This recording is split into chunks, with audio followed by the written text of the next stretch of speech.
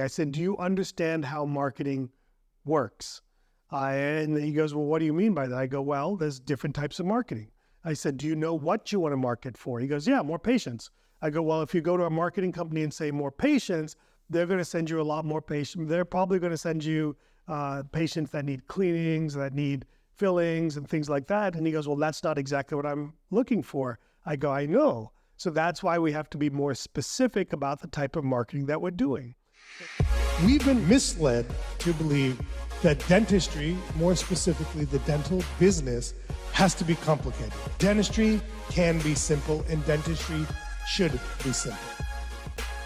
If you have any frustration with your software, your current software system, if you've thought about going to the cloud, you owe it to yourself to at least take a look. There's no obligation. That doesn't cost you anything. Just take a look and see what's available. And then maybe it plants that seed that 1 year, 2 years down the road, because I think we'll all move to cloud within the next 3, 4, 5 years for sure. And so I think it's time. Now, Ryan, what I wanted to ask you about is when we were getting ready for the interview, I noticed I always look at people's email address. And the first thing I judge people by is if they have a Hotmail or AOL account. And so you did not have that. You had a email address that said Teamworks Dental. Am I saying that correctly? Yeah, that's right. So, A, tell us a little about Teamworks Dental, what it is. And then B, tell us, I want to know how you got this business started. Journey started about 1.5 years ago, where just finished implant pathway with Justin Woody and started doing a lot of bone grafting, trying to get ready for placing implants. And I noticed, you treatment plan, extraction bone graft, patient goes home, calls the front desk. I just want the tooth out. I don't want that extra $400, $500, whatever dollars for the bone graft. And we wanted to create a repeatable, streamlined patient education experience for wherever the patient was on their journey, where they could see a helpful video. And so that's what we call the Teamworks, because it allows the whole team to get on the same message. So we started with making a bone graft video, 40 seconds long, showing the teeth tipping and then showing the bone graft getting placed. Something very easy to show a patient. And we use 3D, just high graphic 4K resolution in an animated way. And it just kind of started in snowball to, we have over 100 videos now in English and Spanish. We have a way where you could track the video if a patient watched it. And it's all built on our own. We developed our own media player that can be put on the office website or put into another existing software by pulling the video into a different software. And so, I found some medical graphic designers. I sketched the videos to start with. I wrote the script. And we're over 100 videos now, full arch, implants, sleep apnea. We really try to focus on the hard things to talk about. Yeah. And how about modern dentistry? Yeah, Patients exactly. know what fillings are. They know what crowns are at this point in time. It's like, it's funny. I was talking to a lady today, a patient I was working on, and just the most recent podcast, I talked about not being technical, but this was a day of surgery. And I tell her, I said, I'm going to be doing a sinus lift. And she almost looked at me like I've never explained it to her before. And, Nice. and I said, we're going to do I'm going to make a window into your sinus. And oh my God, like I was like, Jesus. I was like, can we So we have a sinus lift video. Can I just show you? Yeah, exactly. Like, why do I have to? So I'm starting to explain on a 2D image up there what the hell this is. And I finally said, you know what? We don't have to do it today. Right. Oh my God. And so, we have indirect and direct sinus lift around. And so that's really, they say a picture is worth 1,000 words. A video is, worth way more. And so it's, in like the days of going to YouTube and Google, we wanted to provide something really easy for the staff member. So when you're not in the room, the staff member has the confidence as well to talk about it, because they get asked questions a lot, even at the front desk. Well, do I need this? What is this? One of my favorite products when I was first starting dentistry, because it really took a lot of pressure off me, was a product called Casey. And I don't know if you're young enough or old enough to remember Casey. Yeah. I know Casey. And well, I remember when I started, they were DVD based. So you would have to set up a server DVD player to play it in different areas. And then it finally became server based. And then they went to a cloud based platform. And I honestly, I don't even know if the product exists anymore. but it sounds like you're a more modernized version of said product. Yeah, that's a great way to explain it. Yep. So what do you hope to accomplish with this business? Besides the altruistic help dentistry, I'm talking about as a businessman. What are you trying to accomplish with this thing? Our goal is to get in to provide video content to as many other dental softwares as possible, because where we live, T-Bone, is where if a dental software is patient facing or claims they help the patient to say yes, we can help them. And we're licensing our content right now. And that's where our goal is. Because at the end of the day, it's about the workflow, and we understand that it's difficult for a staff member to log in somewhere else. And we have offices doing it, and it works well. But where we hope to scale is to just be a content provider to other existing dental softwares, because we're doing it right now and it's working really well.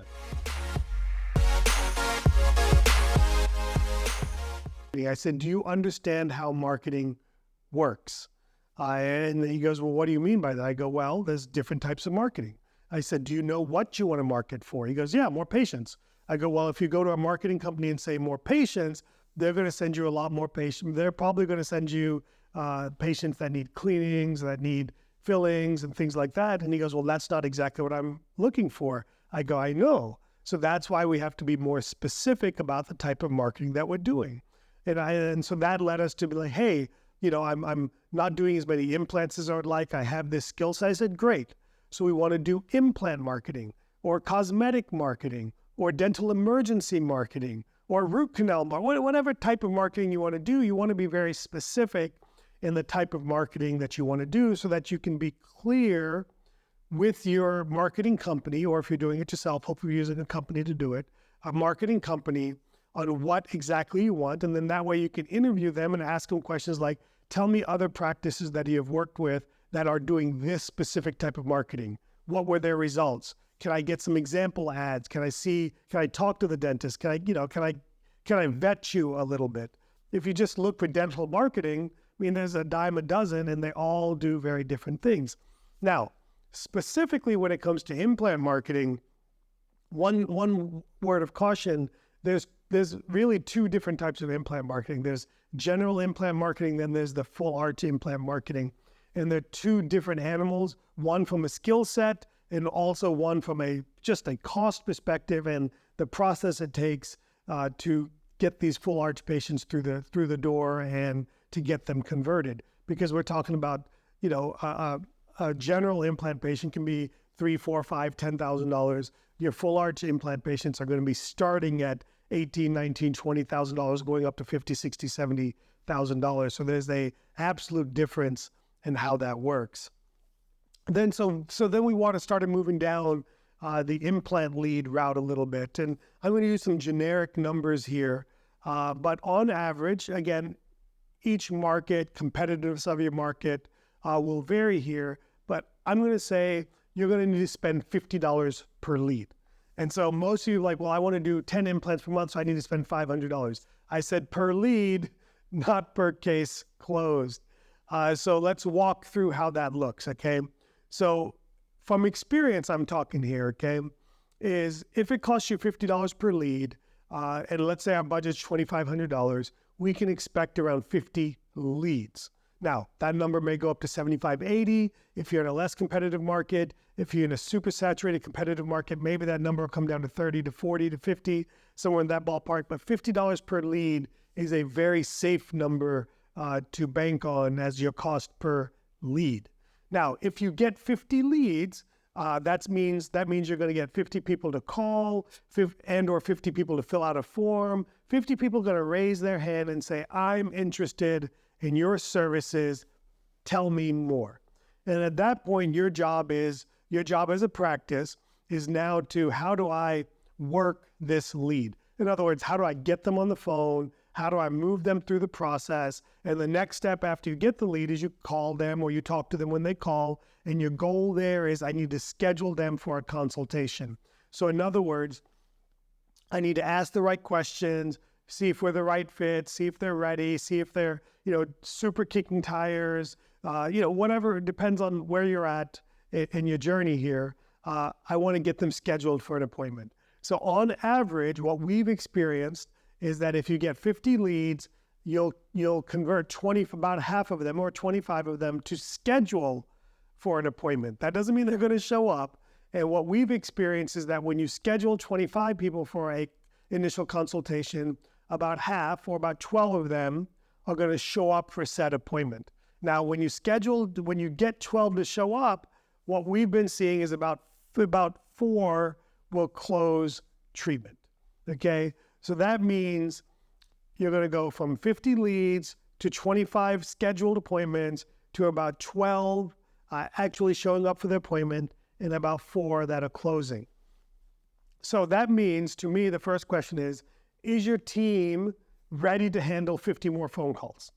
So you're going to pay $50 per lead, per phone call, and what if is your team already maxed out to where you can't answer the phone? And or do you have a process in place where you have a dedicated phone line where these leads go to, so you know you have to answer those phone calls? So then you need to understand that every root canal you do is a $2,500 procedure. And they all said, what do you mean by that? I go, it's a root canal buildup and crown in a single 2-hour visit. And they all said, wait a minute, how do you do that? I go, I've been doing that for 20 years now. Prep the tooth, get rid of the decay, do a quick buildup back to the prep, scan it, send it to the milling unit, then do your endo access, then fill your endo, then do your buildup and cementation all at the same time, plop it all on there, and boom, there you go. Now, there's more details into it than that, but that's the gist of it. So understand that every time you're referring out that endo, that's a $2,500 procedure that you could be doing in a single visit for your patients, and your patients would rather have you do this. So now, hopefully I've got you interested in leveling up your endodontic skills. And then the next question is how is endo easier today than when I learned it in school or whatever it is? And I said, listen, when I was in dental school, we didn't even have an endo specialty department. We learned how to do it, and I'm not that old, okay? I graduated dental school in 1999. We learned how to do endo with hand files, literally twisting them with hand files. And today's endo is and then we would put like 400 gutta percha in there to fill the canal. And today's endo is so much simpler. Let me walk you through it. One, when you prep your crown first and then do your access, you can see so much better. So much better. So visualization is way easier with that mentality and approach.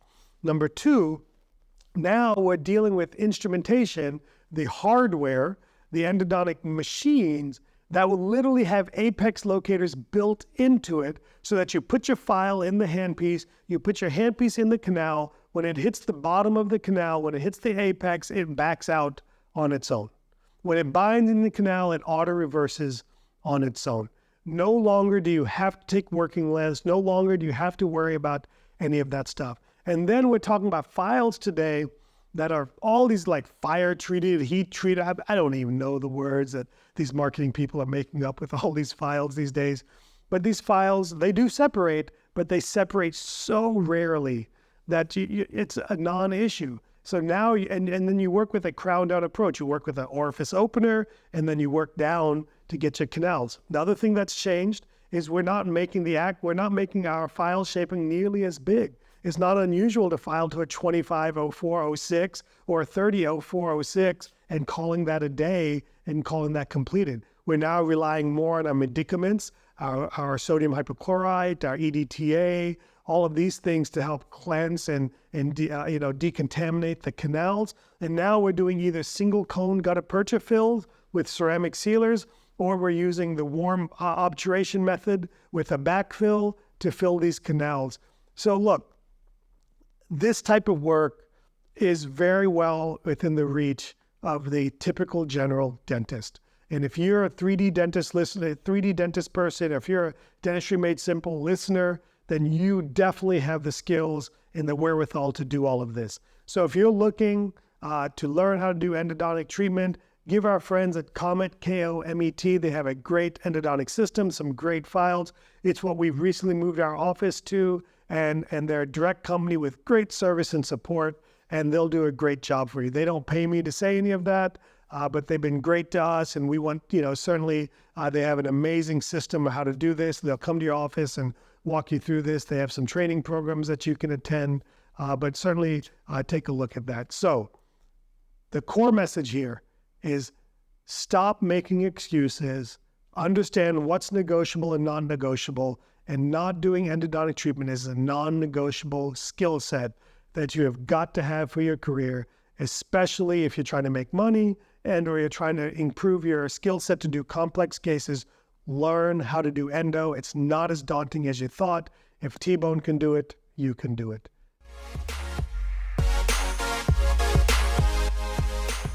So your learning never ends.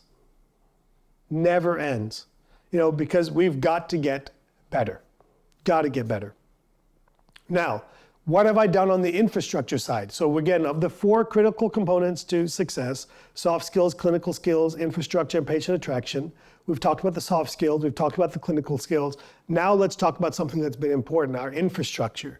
Why is infrastructure important?